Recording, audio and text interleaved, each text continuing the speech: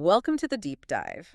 Today, our sources, well, they've given us a look at a really specific bit of network gear, the EnGenius EOC655-C18 wireless dual-band outdoor network bridge.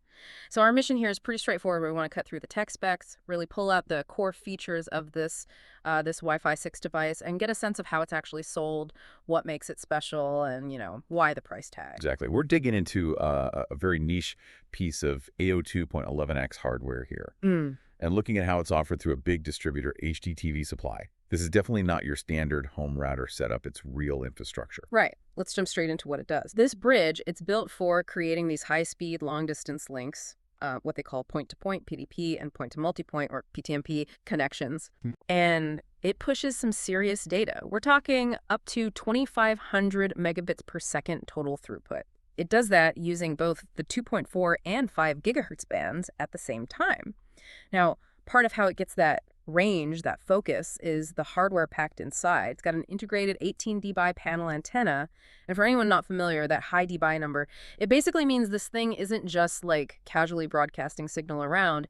It's focusing a really powerful beam of Wi-Fi across significant distances. Yeah, and that ties directly into the value question when you see the price, doesn't it? Are people shelling out over $1,200 just for speed, or is it really about, well, surviving tough conditions? Because specialization here really means survival. You see that IP67 rating. That tells you it's essentially bulletproof against dust, water, bad weather, built like a tank, really. That makes sense. I can imagine those features save a ton of hassle in remote spots. Like that built-in GPS you mentioned helps pinpoint exactly where it is for network maps. Yeah. And that feature called dying gasp, it actually warns you before the power cuts out completely. That seems incredibly useful. Absolutely critical in some setups. Yeah. And, when you're dealing with speeds like 2,500 milliamps, you need the right kind of power. It's got your standard Gigabit Ethernet PoE plus port, power over Ethernet plus, right?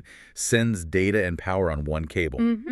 But, and this is key, it also has a 2.5G Ethernet proprietary PO port. That faster proprietary port is likely needed to make sure the unit gets enough juice to actually hit those top speeds consistently. Okay, right. So we've established it's tough, it's specialized, built for demanding spots. Yeah. So what's the damage? What does this level of gear cost? And who's selling it? Well, the sources say part number EOC655-C18 is listed as in stock over at HDTV Supply, and today's price is $1,251.48.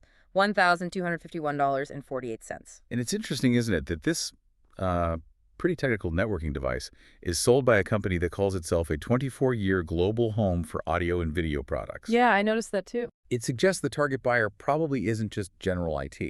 They're likely integrating this bridge into maybe complex media setups, high-end surveillance systems, or other big AV projects where reliability is paramount. That context fits perfectly.